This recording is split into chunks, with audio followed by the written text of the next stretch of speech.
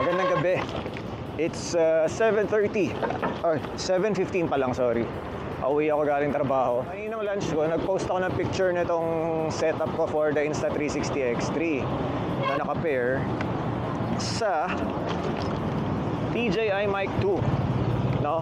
And tinanong nila ako kung meron daw ba akong sample shot ng nakakotse or nakamotor. Unfortunately, wala naman akong kotse dito sa Malaysia. Wala rin akong motor. Ang meron lang ako ay isang scooter, ano? Gagawa na lang natin ng mabilis na video ito.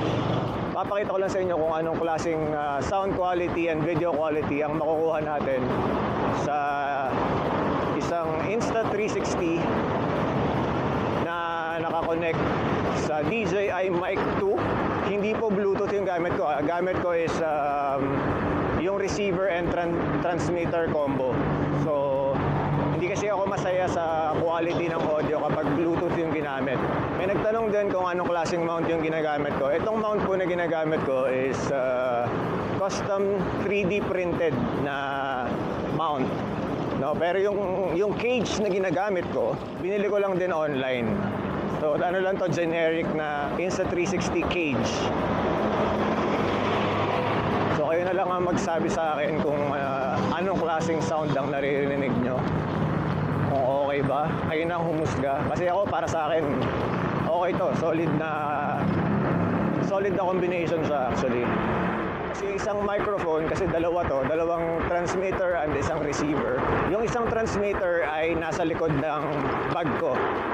Tapos yung isa, nandito sa dibdib ko.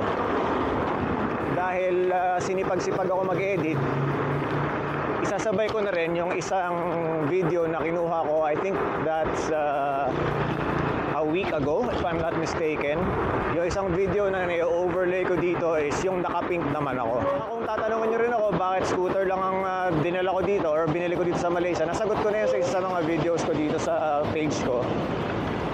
Mas convenient kasi para sa akin ang naka-e-scooter kaysa nakamotor or nakakotse. At saka wala nga akong pambili ng kotse at saka ng motor. Ano ba kayo? Kasi yan na yung bahay ko. Ayun, masarap po, di ba? Wala pang 10 minutes yata, nakauwi na ako. Well, of course, kung motor, mas mabilis nga naman. Pero ang kagandahan nga dito is pag umulan, pwede ako mag-book lang ng Grab. Tapos ikakarga ko to sa likod ng Grab. Makakauwi na ako. Kaysa yung magmumotor ako, tapos pag umulan, bumuhos ng malakas, it's either magkakapote pa ako, di ba? Maaabala ako ng matindi. O hindi kaya, aantayin kong tumila yung ulan. Eh wala akong panahon para maghintay. Tamad na nga ako pumunta sa opisina eh. Maghihintayin mo pa ako ng matagal doon, di ba? Eh gusto ko na nga umuwi. Naway ma-enjoy nyo itong punyemas na video na to. So kung curious naman kayo gaano kabilis yung tinatakbo ko dito sa scooter na to, maximum ko is 42 kilometers per hour lang naman. So hindi siya ganun kabilis, hindi rin siya mabagal. May kalalagyan ka pa rin pag medyo susyunga-syunga ka sa kalsada. Kaya kahit na scooter lang ang dala ko, sinisigurado pa rin natin na at least naka-helmet ako. Kasi minsan ako sumemplang dito. At awa ng Diyos, naka-helmet ako. Okay boss, thank you.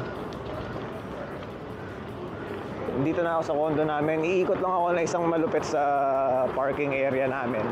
Nandito ang kita nyo, andeng.